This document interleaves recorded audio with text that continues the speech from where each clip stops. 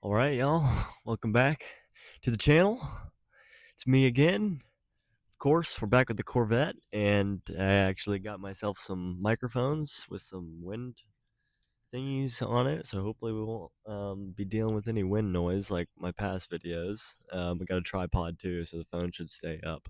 But today we are doing a little bit of a lowering job. So these Corvettes have leaf spring suspension from side to side.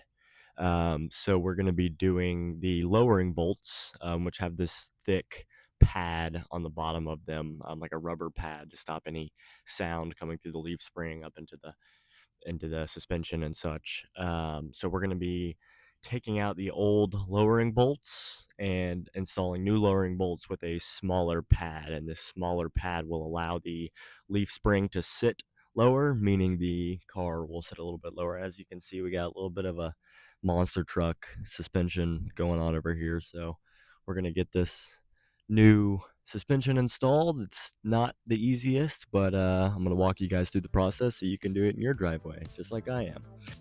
Now, on these 2008 Corvettes, you need to have a special jack pad, which goes into the bottom part here that you can see. I'm about to show you guys. There's a little hole where you put your jack pad in, so that way you can safely jack up the car.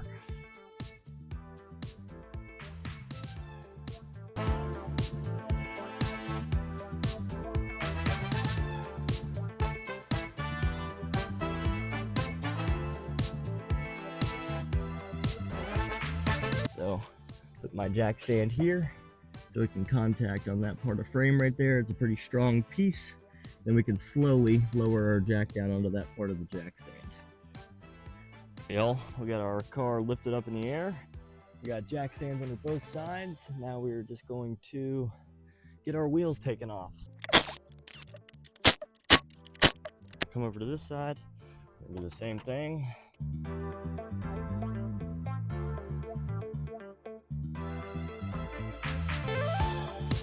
Pull this wheel off. And that part of the job is done. Now, first things first, obviously we're going to have to remove these 4 bolts on the upper control arm. Now, once we have these 4 control arm bolts removed, we also have the front tie rod bolt, which we can pull out. It is going to be an 18 millimeter right up here on the top, and we can get those bolts off and continue. Yes, it took a hammer to get the tie rod out. Only one tap though. Before we're going to go ahead and take our shock out, which is also going to be, I believe, a 14 millimeter. Let me find out for you. 14 millimeter is going to be too big. Let's try a 13. And a 13. 13 is going to be it. So we're going to use a 13 millimeter, and we're going to remove the 2 bolts out of the shock. In the bottom here, where you can see my pointer down here, there is a 10 millimeter nut on the end here. So you can grab yourself a deep 10 millimeter. I believe it's a 10. Let me just double check for y'all. It's not a 10. You're going to have a 13 mil on the bottom.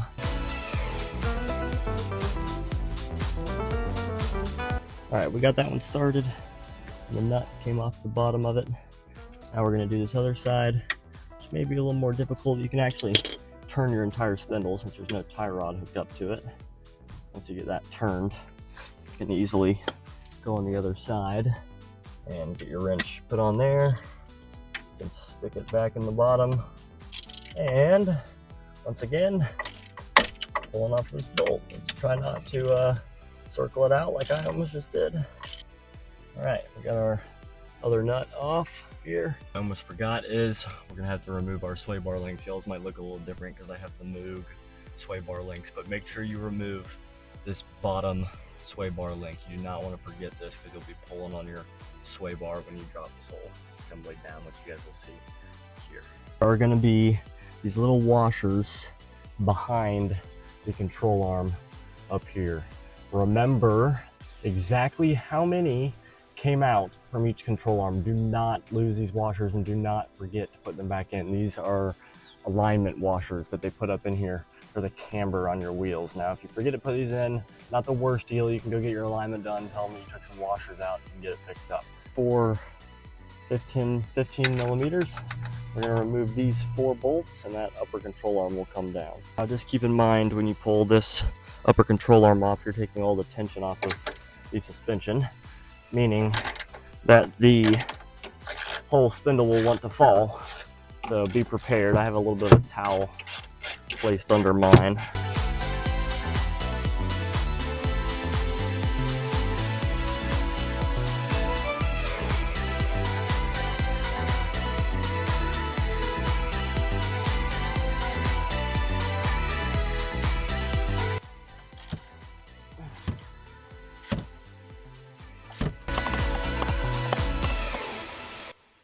I don't know if you guys can see or not, but I'm holding this entire suspension assembly up right now.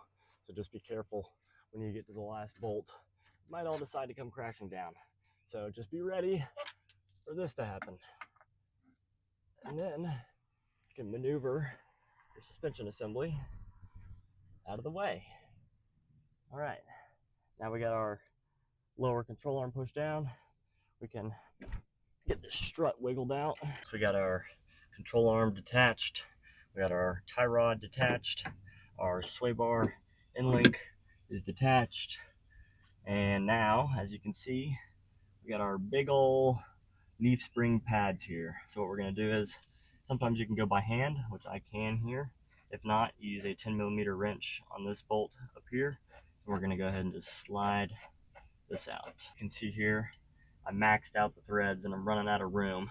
So what I'm going to do is I'm going to grab my other jack and I'm going to put it on the leaf spring here, and I'm going to put a little bit of pressure on the leaf spring to lift it up so I can completely pull this little lowering bolt out of place.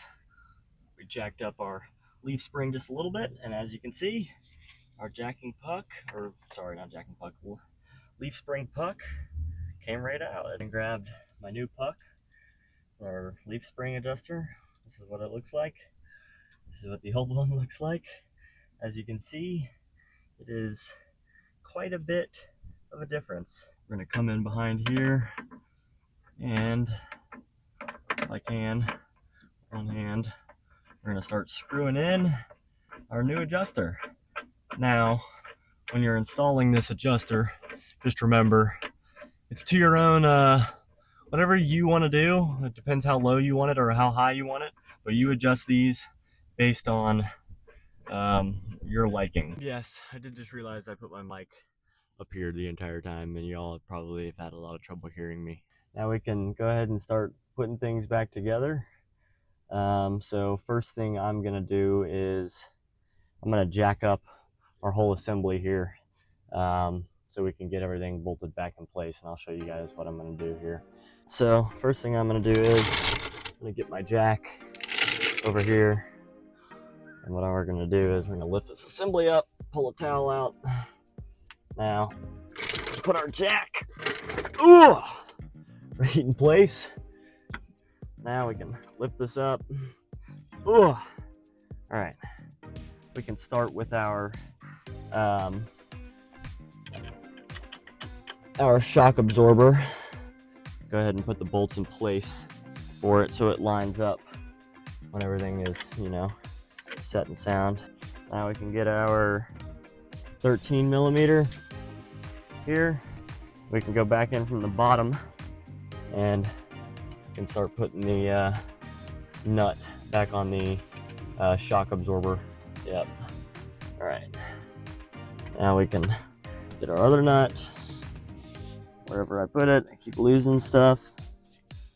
Let me find my nut. I'll get back with you guys. Didn't take very long. I found it. I'm gonna go ahead and put this nut back on the other side. Our sway bar link back in place is going to be a little bit difficult. We got our sway bar link reinstalled. All right, so we have our tie rod installed just a little bit. I just went ahead and put the bolt on here just to get it started.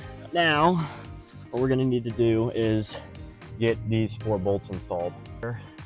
Oh, we're actually pretty much in line here. So what we're gonna do is, I had 1 washer behind each control arm bolt. So we're gonna get our control arm bolt and put the washer behind it, push it through, and we're gonna do the same for the other ones.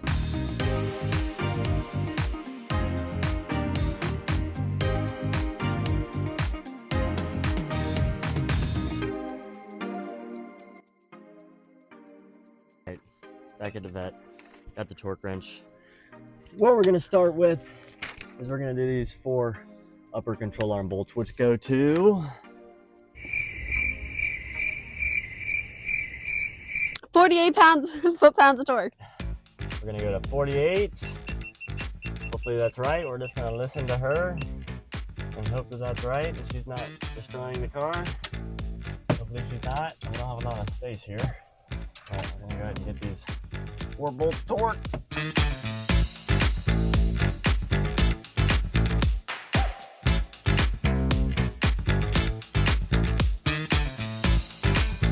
We got our 4 bolts put into place.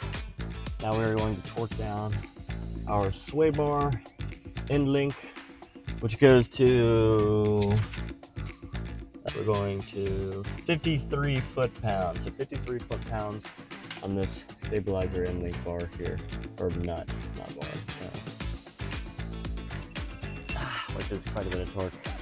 And next, we're gonna do our tie rod bolt, which is gonna go to 33 foot-pounds because we're not doing all that Chevy makes you do.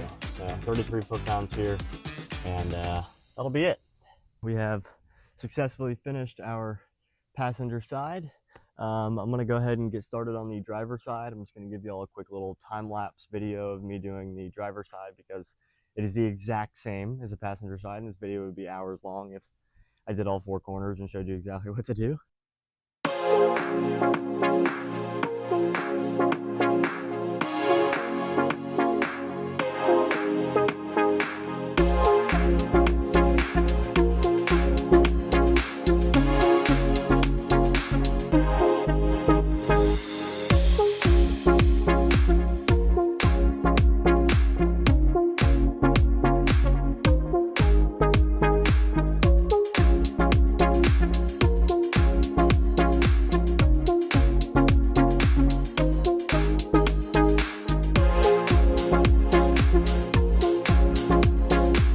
All right, guys, we just finished up the front end.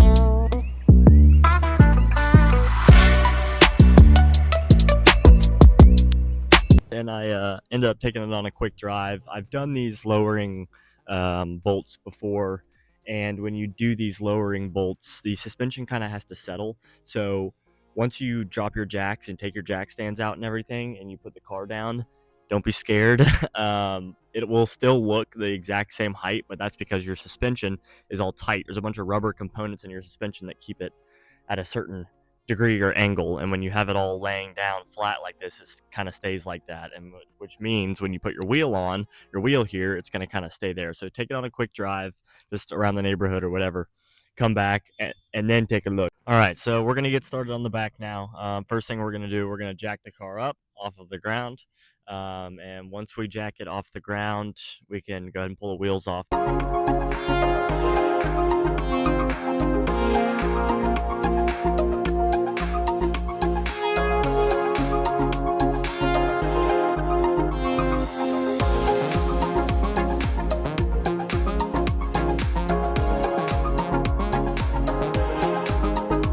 Are a little bit close together, but I just put them here on the subframe in the rear, and our wheels are about ½ an inch off the ground, which is just about all we need.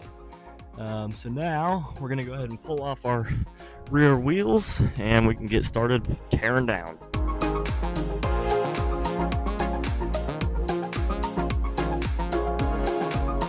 So for starters, before you get started, make sure you have the socket that will fit on this axle nut, because this axle nut will have to be removed because you're going to want to pull this whole assembly down, and your axle nut's going to keep that from happening. Just like the front, we got to remove our rear control arms from the suspension assembly. You also have the rear stabilizer bar, which kind of looks like a tie rod. So we're going to undo this bolt here on the tie rod, and then we're also going to do the stabilizer bar link, or the sway bar link. So let me go ahead and grab my tools and I'll get started.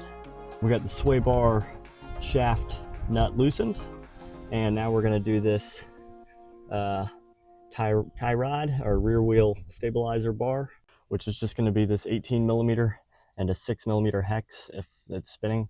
So yeah, we got this loosened off, just the bottom side. Now we're going to get this bolt off here. We're going to attempt to do it without the hex. Now don't take it all the way off. Get yourself your hammer, give it a little tappy. Oh, another tappy. Might take a few taps. That was a few taps for sure. Loosen it a little more, tap it again. And now we can take it all the way out. And tap it one more time. Just be careful. The reason you do it with the bolt on there is so you don't mess up your threads. And it kind of looks like I'm about to mess up the threads. So I'm gonna use the hex key, tap it out. All right, we got our massive ass 1 5/16 of an inch socket. Now we're gonna pull this axle nut off and hope everything goes well here. All right, we got our axle removed. You can see it moving back there. Woo! Now we're gonna remove this bolt here on the shock, which is quite large. All right, so the bolt here is going to be a 24mm, and the bolt on the other side is going to be a 24mm. Maybe we need a little bit of persuasion. What you guys think? A little bit of persuasion? It never hurts, right? You can be persuaded to do certain things.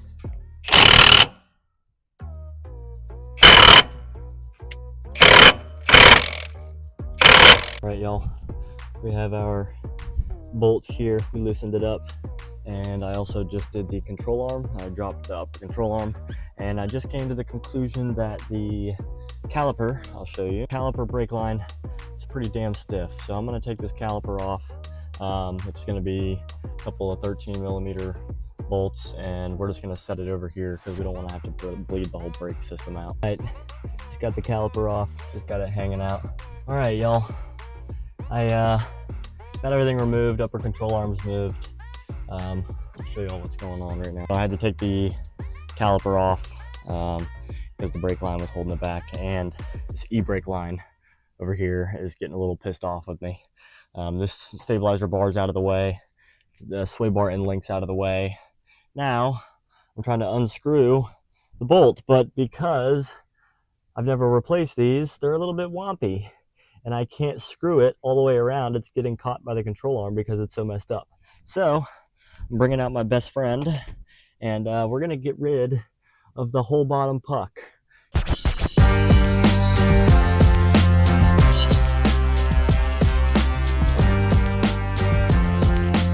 So all right, we got our puck sawed in half. Here's the rest of our threads. Let's go grab our new and improved puck. Junk. So let's go ahead and put this guy in. Y'all, got our new puck in, completely maxed out, obviously. We're gonna slide our jack under this here thingamabob.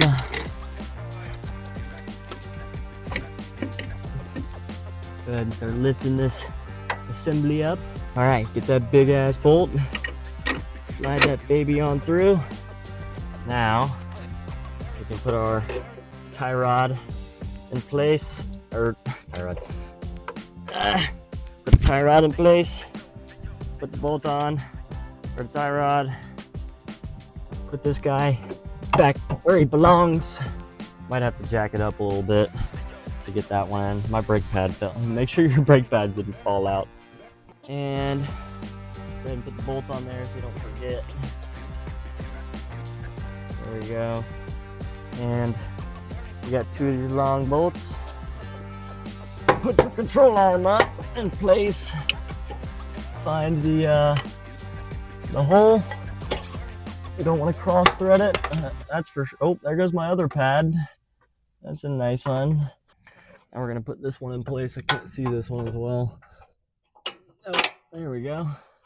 Put that one in place, and I'll go get the torque specs for you guys. All right, rear suspension, not lower control arm. No. Okay, so the outer tie rod end nut is gonna go to 45 foot-pounds. So this bolt here is gonna go to 45 foot-pounds. We'll go ahead and do that now so I don't forget. And we're going to 45 foot-pounds. Let me change this thing.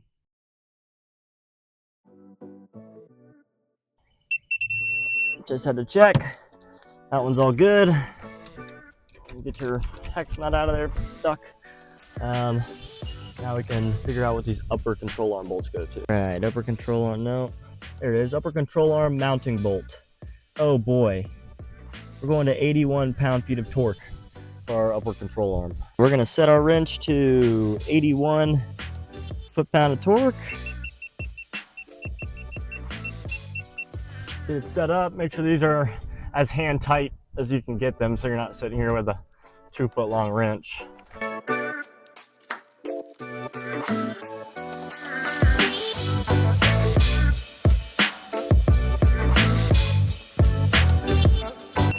There we go. All right, next we're going to do our rear sway bar end links.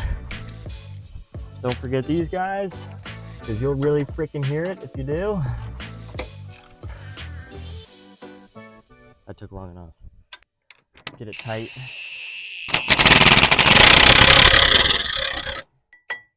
Grab your caliper. Put your caliper on. All right, caliper's back in place. Get your caliper bolts, or nuts, or bolts, yeah, bolts. Get those guys. They had blue Loctite on them. Sure, put some blue Loctite on them. Now I know she's nice and tight. Never have to worry ever again. Guys, this lower stabilizer nut, you guys can see right here, is going to 107 foot-pounds to put in this here nut. So we need the 24, the twin 24s. Yep, you heard that right. Twin 24s, which like literally no one has. Thanks, GM engineers. You gotta go do the other side, but I'm gonna do that on my own and give you guys another time lapse. But yeah, that's gonna do it for this side of the suspension. Make sure everything's nice and tight. You're not gonna die, and we'll go do the other side.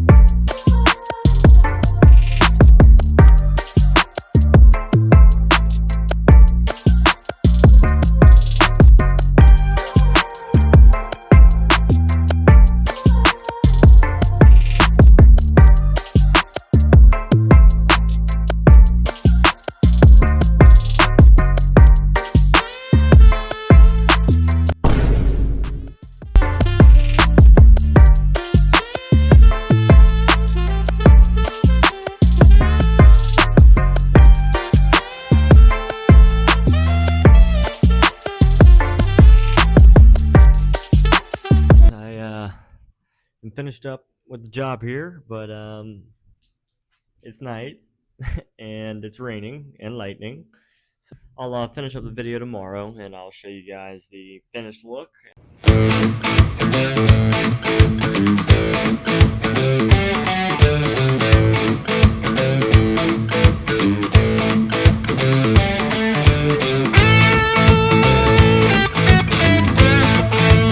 So as you can see here under prop shaft, it says, give me a second, oh yeah, half shaft spindle nut, which is going to be our CV axle nut. And here it says 118 pound-feet. Rear axle nuts. Now, when I filmed myself taking apart this entire suspension, I didn't fully tighten down these axle nuts, and that was for one reason. It's not really a big deal. You could tighten them up, but I had the car on 2 jack stands in the back and didn't want to put 100 and so however much torque down on these axle nuts when it's on 2 jack stands. So I put the wheels on and I pulled my center caps off, which you can do with a credit card or any kind of hard plastic card. You can slip it in to the gap in your on this cap here, CV axle cap, and you're going to want to tighten it down. Now, obviously, there is a torque specification that I have on my paper that says that it's 118 foot-pound of torque or pound-foot of torque. But there is a service bulletin that I bet many of you know about the rear axles on the Corvette. Now, they changed the torque spec to a different amount. I will figure it out while I'm editing and put it in now.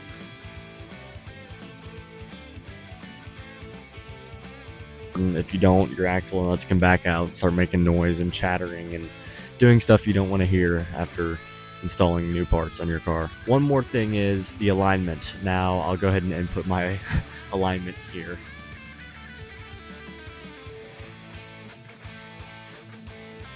I went and got the alignment today from Chevy because it's so low, and a few shops wouldn't do it because of how low it is. And the alignment was obviously pretty far off. Everything else checked out. They said the suspension looked good, so get your alignment done.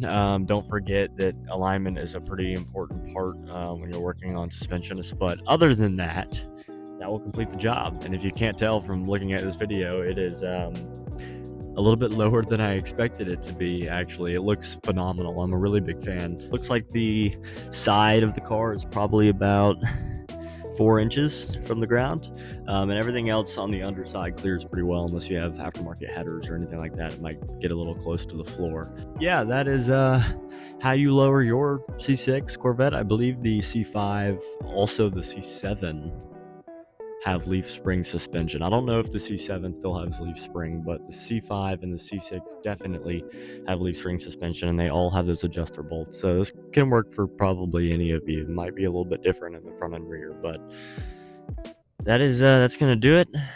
That'll be the end of this video. We should have some more stuff coming soon. I just purchased some Morimoto headlights, so we'll get those installed probably tomorrow or the day after, but I'll definitely post a video so you guys can see how to install the headlights on your Corvette. I appreciate you guys watching. Please leave a like, comment, and subscribe for some more. Maybe even hit the bell so you can get notified when I post more videos like the headlights. But yeah, thank you guys for watching, and we'll see you in the next one.